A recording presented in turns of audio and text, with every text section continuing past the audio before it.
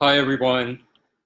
I was thinking about a concept today, and I was thinking about it in the context of law school admissions, but it occurred to me that there might be relevance and applicability even beyond the law school admissions context.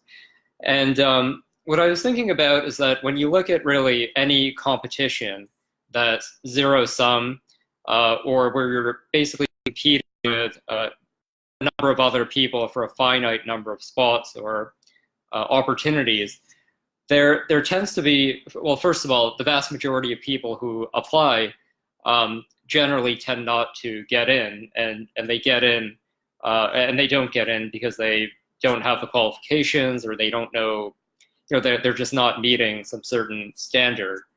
But among the people or the pool that do get in, that are playing the game properly, I think at a very general level, they fall into one of two categories. And I'm going to call them lane applicants or referendum applicants, or lane candidates and referendum candidates. And what I mean by that is when you're looking at the people who are making a decision, they're, especially in the case of like a law school admissions committee or something like that, where they do it year after year.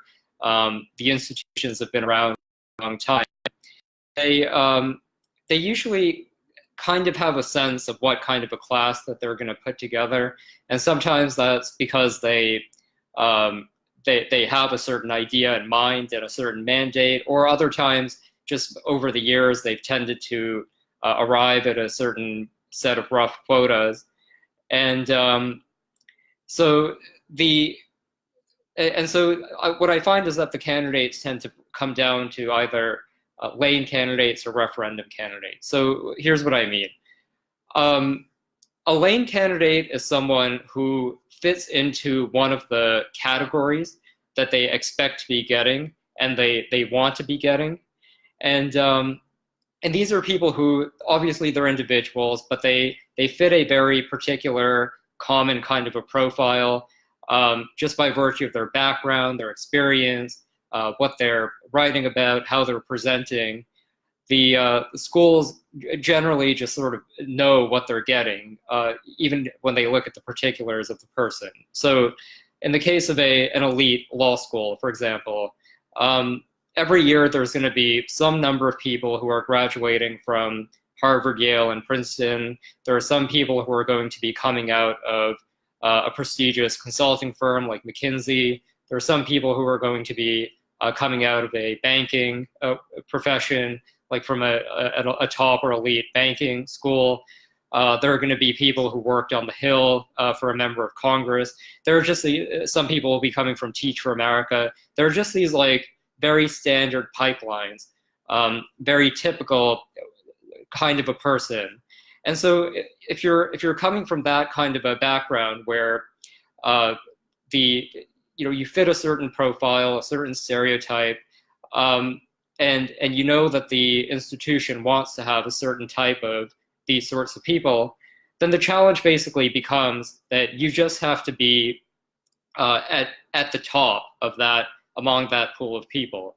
So, if you're applying to a top law school and you worked at McKinsey for 2 years, you know that there's going to be some number of applicants who you're competing against who also came from McKinsey, and you just have to make sure that you distinguish yourself from that. Or if you're an undergraduate from Harvard, you know that Harvard Law School is going to take some number of people from their own school. You just have to make sure that you're in that, you're among the top applicants in there. Now, the other category of people, I'm going to call them referendum candidates.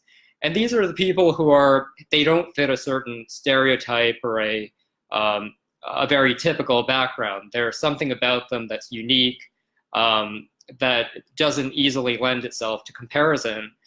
And here, these are the candidates. The reason I'm calling them a referendum candidate is that when you present yourself as a unique sort of a person, once the school has made a decision that you have the baseline credentials and that you can do the job, you're basically presenting them with a referendum that either they want you or they don't want you. But like the competition is not as significant because you're so unique that it's just a matter of portraying your or making your value known to them. Now, I think that there's not a right or wrong strategy here in terms of whether or not to be a lane or a referendum candidate. I mean, plainly, both types of people get in. And if you want to carry the analogy even later on into life or professional circles or whatever, you can very clearly see that this lane versus referendum dichotomy, you can see even at the very tops of any profession that people make it in both ways. So if you look in the business world, for example, someone who climbs the ranks of a bureaucracy and becomes a CEO of a major company is probably going to be a lane candidate. They just figured out how to play by the rules. They managed not to offend too many people. And they, over time, just consolidate enough support to really become powerful and wealthy in business. But obviously in business too, there are the referendum people. I would say these are usually the entrepreneurial type. So someone like Richard Branson would be more of a referendum type, where he's so unique and creative. He came up with these new ideas. He went to investors. They either liked him or they didn't, but they made an investment in him. And over time, he built a unique brand, and he now made it to the top of his field. So I think that the question, first of all, to think about is, if you do want to compete for something that a lot of people want, and that there's a decision maker that you have to please, I think the question to think about is, I think it's important to have a strategy in mind and know whether you're more of a lane candidate or a referendum candidate, because that'll shape the choices in front of you and allow you to make a better decision. And I think that there are generally three questions to ask in deciding whether you want to go for more of a lane or more of a referendum strategy. So I think number one is, how good are you at playing the game that's in front of you? How good are you at navigating certain rules, pipelines, bureaucracies? And here I think a lot of it just comes down to your temperament, your interest, your genetics. To take law school admissions as an example, one question would be, are you good at school? Like, are you good at taking tests? Are you good at getting a high GPA? Are you good at doing formulaic interviews at a company? Do you have that kind of a temperament? And if so, then the optimal law school admission strategy for you might be to just get all A's, maybe work at a prestigious company, make sure you end up with good letters of recommendation, and then you'll just get in as long as you make sure that you're above a certain cutoff. Now, on the other hand, if you're not good at playing in these rules, if you're more of a contrarian type of a person, or if your genetics just sort of don't allow you to do that. An example here might be someone who's maybe not very organized, not a good test taker. If you try to compete with the lane candidates and you don't have the right genetics or the right temperament, then maybe you do want to go for more of a referendum strategy, where you basically say, okay, I'm not going to be the guy with a 4.0 GPA. I'm not going to be the person with a Goldman Sachs or McKinsey background, but maybe you can be the person who does a project in a random country, or you try to start a new venture, or you pursue some kind of a creative project or something.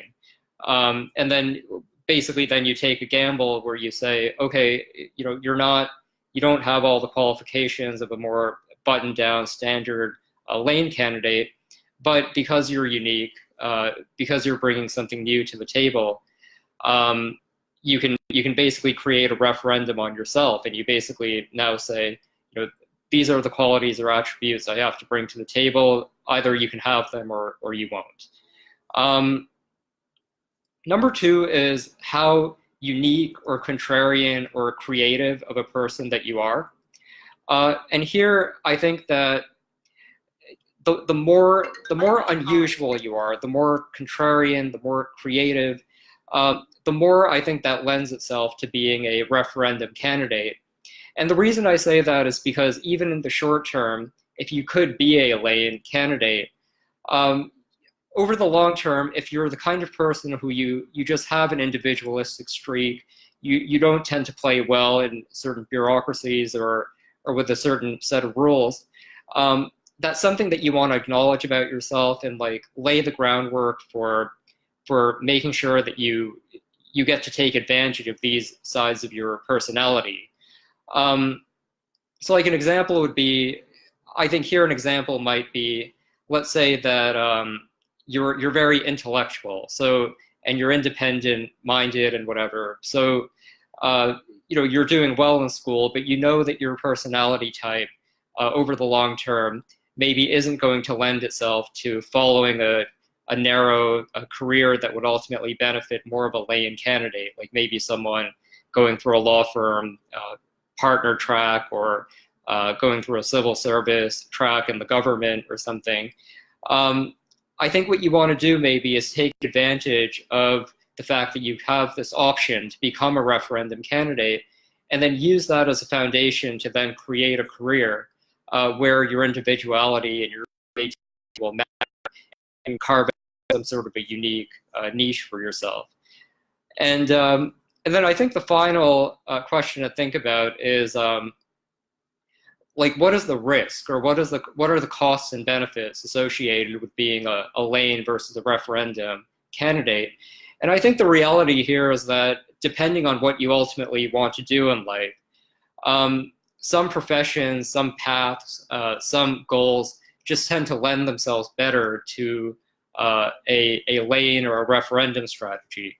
So I think, for example, entrepreneurship is a good example of an area where there probably is a premium on being a referendum candidate. Or if you want to do something in the arts or something like that, maybe if you want to build a personal brand, then at some level you're being rewarded for your innovativeness and your creativity, and there you want to be a referendum candidate. I think another example would be industries or sectors where you have a great deal of inequality.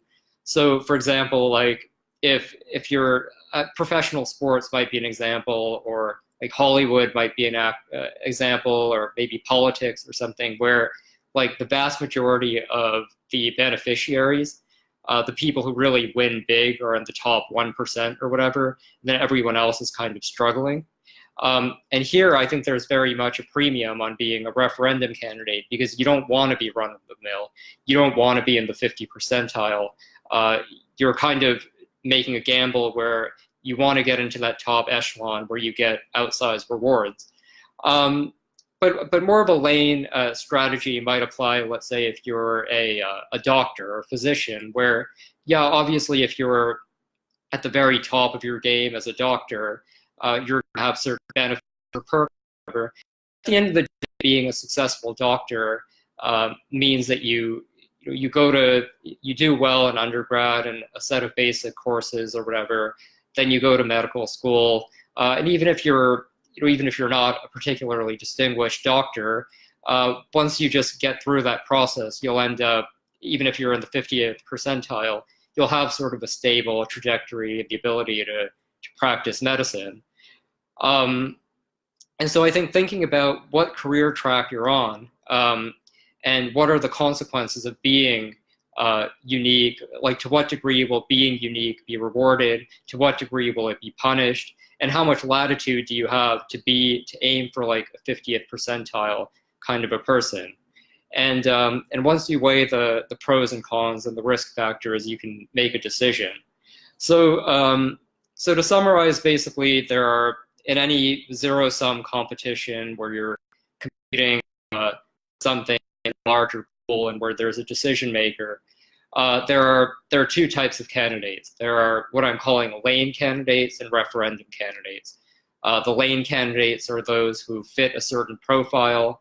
A number of these people will get in the admissions people know that there's going to be a certain type of these people, and you just, if you're in a certain lane where some percentage of the people are going to get in, you just want to make sure that you're at or near the top of that category that you're competing in, versus a referendum candidate who's more unique, who it doesn't face a lot of competition because they're relatively unique, and the challenge is simply to convince decision makers to pick them, to recognize the value proposition that they bring to the table. Okay, hope that helps.